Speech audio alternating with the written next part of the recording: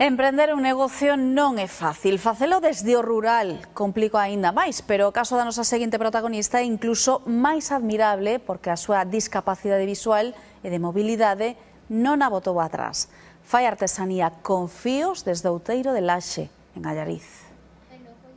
O taller de Lorena no comedor da súa casa é unha explosión de cor, fíos de todas as tonalidades que ela non pode ver, pero si recordar. Para min, este árbore, cando está perfilado, proxéctase na miña cabeza a imaxe, porque eu previamente, antes sabía que era o árbore, sabía os cores que tiña, non? Entón é como que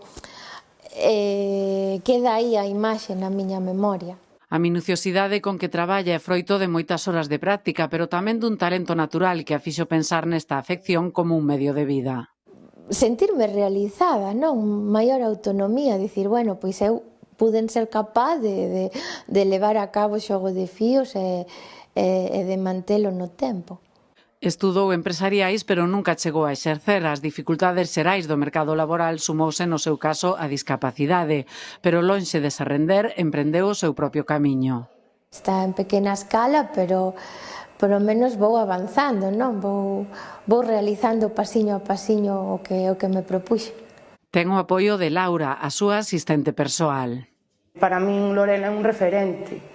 É unha persona que, a pesar das barreiras, todas as barreiras, siga adiante, é unha loitadora. Aínda que tamén vende por internet, a tenda física e o taller están na súa propia casa polas limitacións que lle impón a discapacidade, así que o reto actual é o de atraer clientes ata a pequena aldea de Outeiro de Laxe, en Allariz.